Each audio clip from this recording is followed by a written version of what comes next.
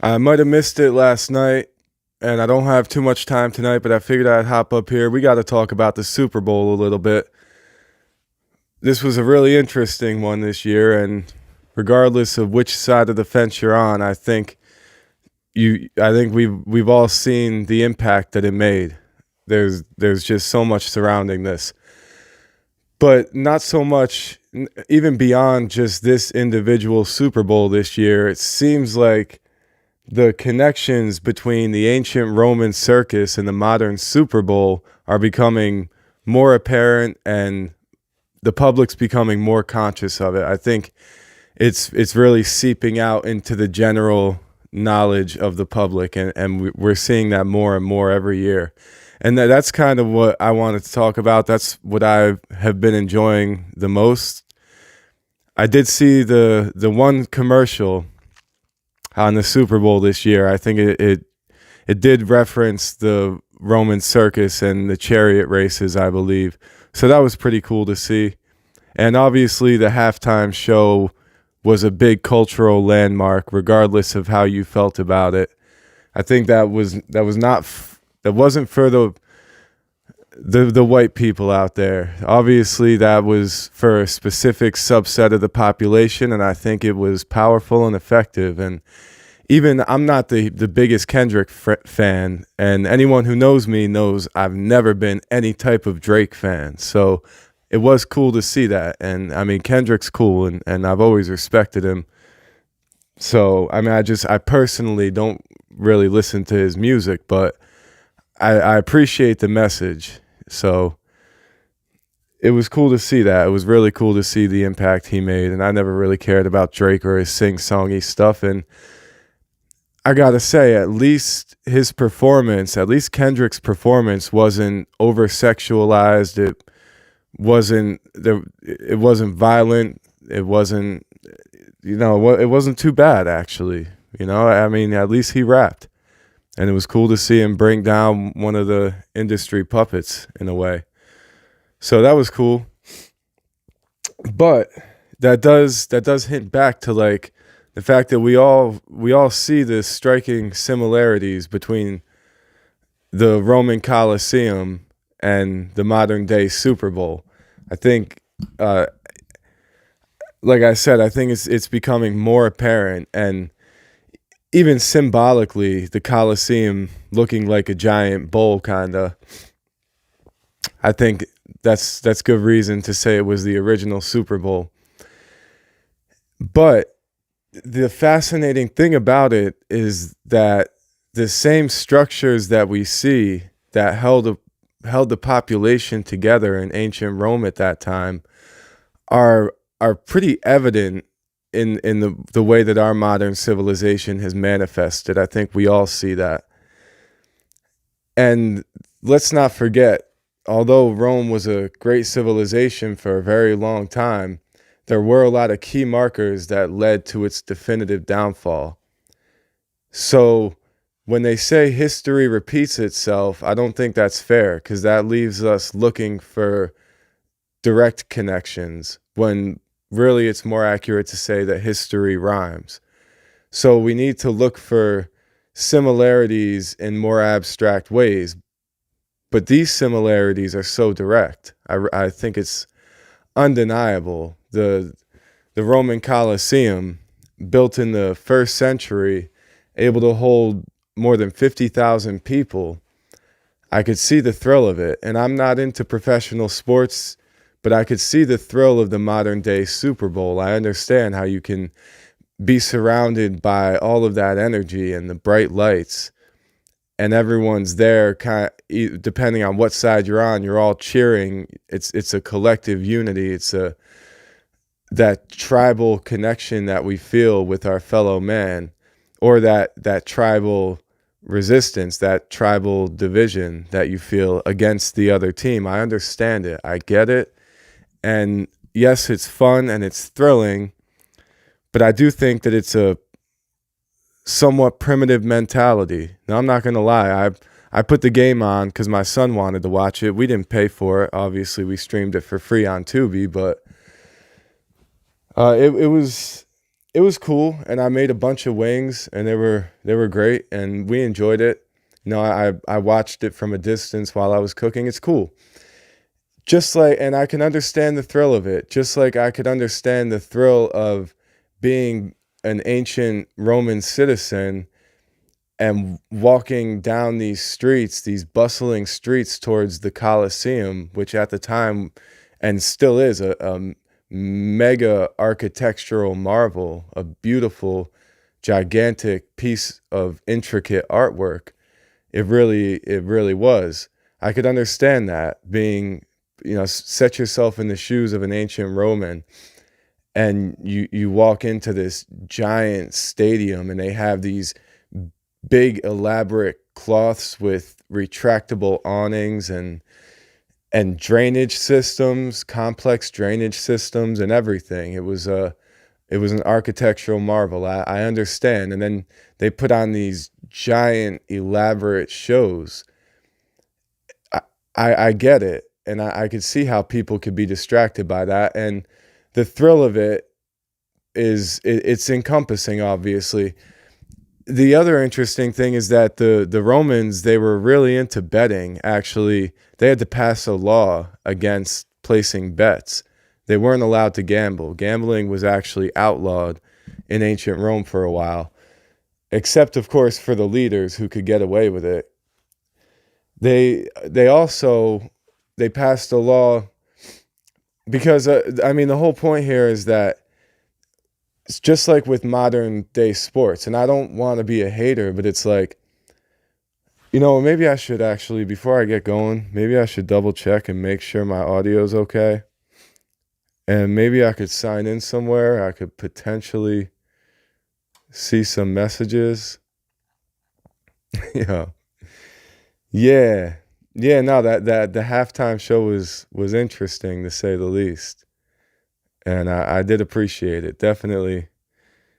Like I said, it was for a certain subset of the population. And if it wasn't for you, then don't worry about it. No, that. Okay, we're good. Okay.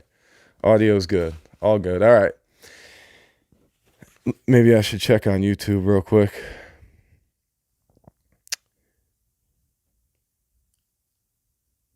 All right. Yeah, we're looking okay.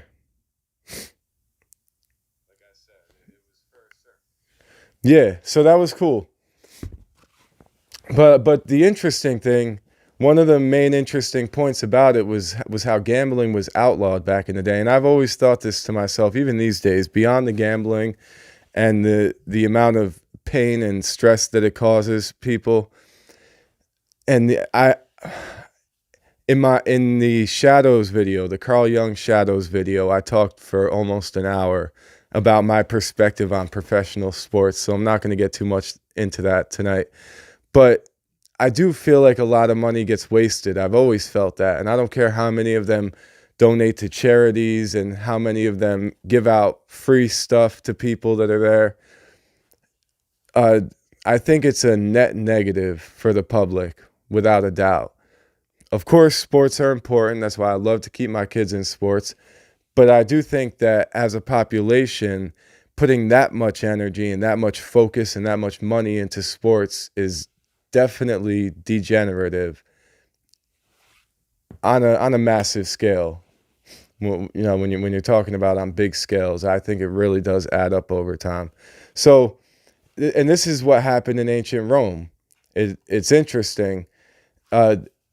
Even before the Colosseum was even built, all the way back in the Colosseum was built in the 1st century.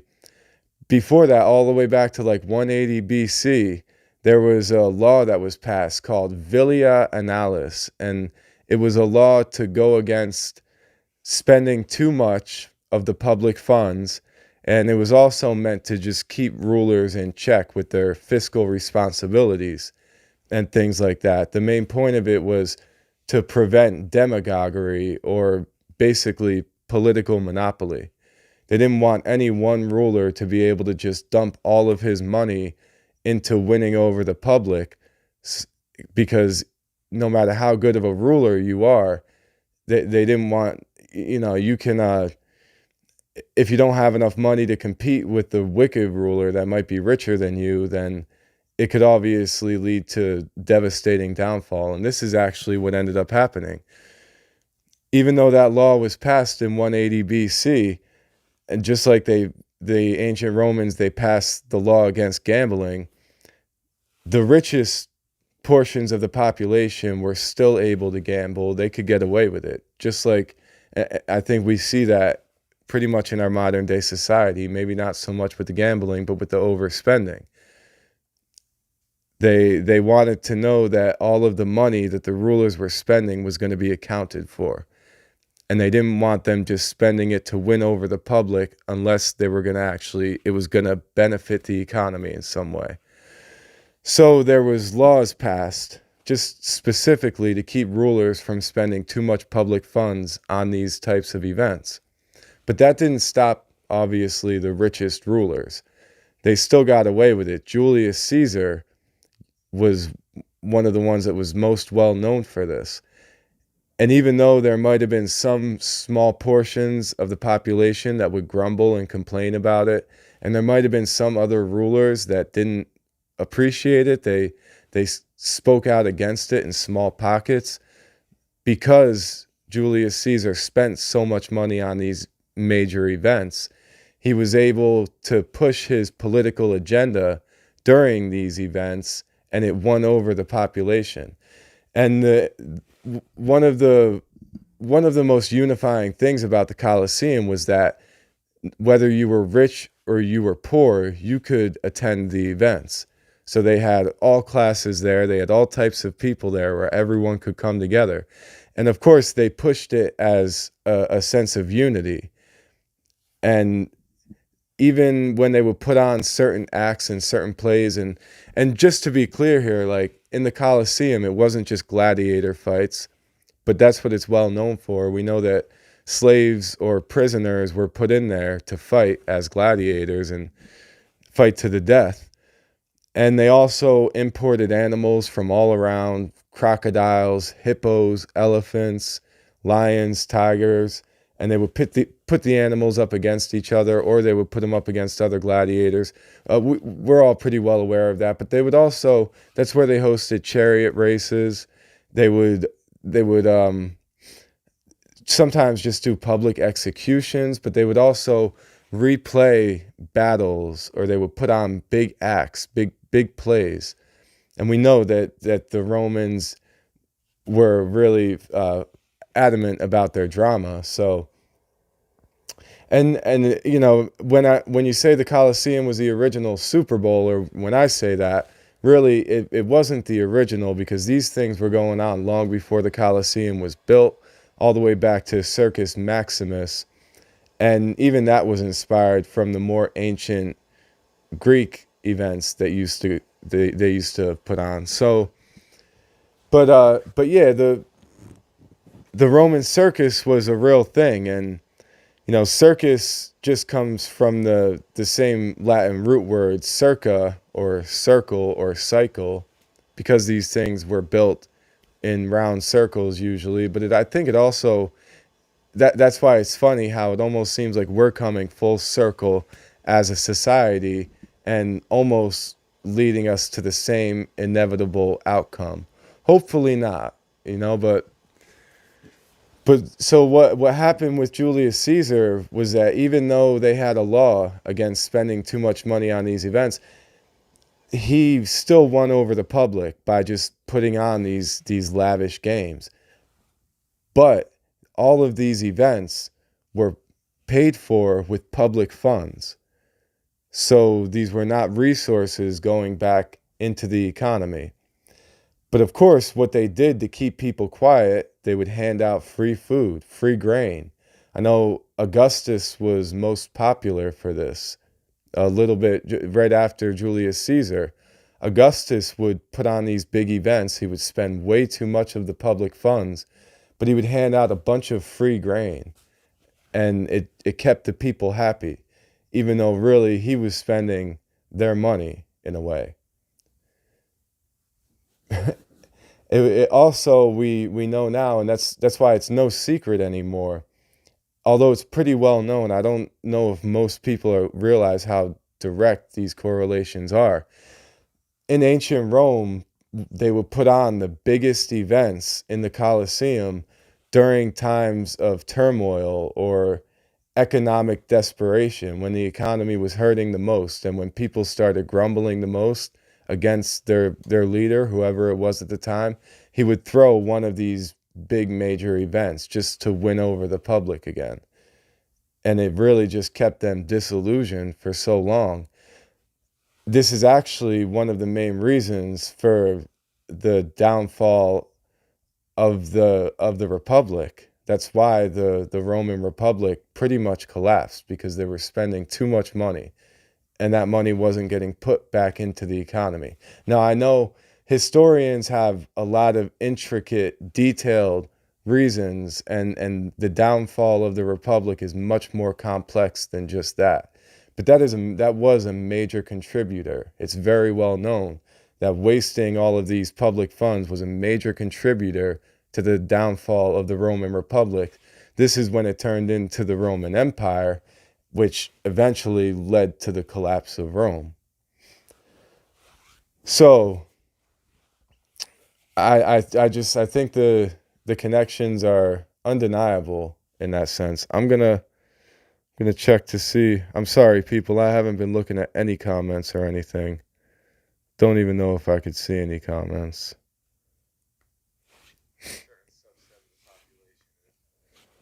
But yeah, that it's fascinating to me. So, and also they would put on these plays, or they would reenact these battles.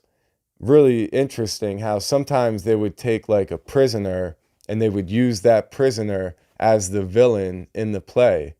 And in a lot of these stories, the villain ends up dying in the end. I know they even used Hercules. A lot of times the prisoners would be Hercules in the play, and who knows the original story of Hercules, his outcome was not pretty. So it was fascinating how they did that. And still, although obviously we've come a long way, we've evolved, we've gotten much better as a society. And this is where we got to give a little bit of credit to the Christian movement, because it was when Christianity and a lot of the morality that followed from some of the Christian doctrines started to seep into the society and the public mind, that people started to question some of these wicked events even more. And that is when people started to really speak out against it, and that kind of caused the end of these wild games. But regardless, the some sort of lavish events continued until they ran out of public funds and had to focus more on defense. So yeah, I just thought I thought that was fascinating how, they use these events to push their agenda. They would often speak about the power of Rome, and they would talk about the enemies they've conquered. And it's just, these days there's a lot of patriotism surrounding the Super Bowl, and you kind of there's good reason to believe there was a strong sense of that going on back in the ancient Roman days as well. So, it's not to say that all football is bad or anything like that. I can appreciate. Hold on, my microphone's messed up.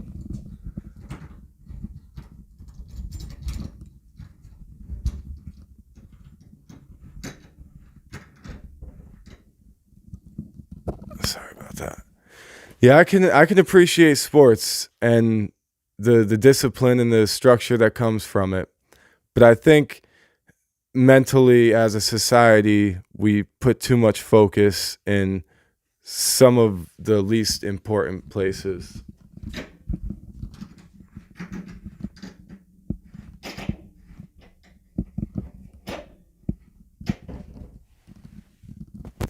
Now, I do have a deep dive planned. I do have some plans for some upcoming sessions that I've been researching really deep on. But I just figured I should probably come up here tonight and talk a little bit about that. The halftime show was interesting, to say the least. I do think it was a major cultural landmark, and it was pretty cool to see, even if people didn't actually enjoy the music. And I, I just think I wish the public awareness would spread a little bit, and I think our consciousness could shift a little bit in a slightly more productive direction, and that's my opinion.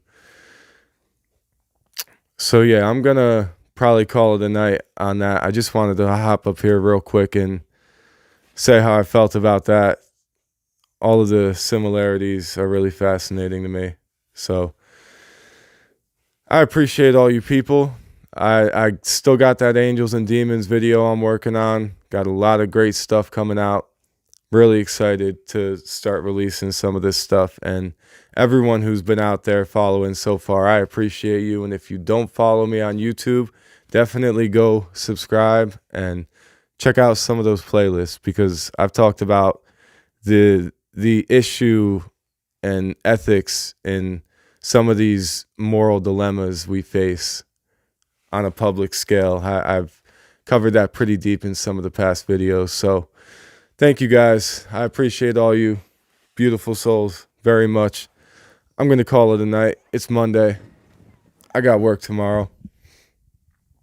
And like I said, I would have been up here last night, but I was cooking wings for the Super Bowl.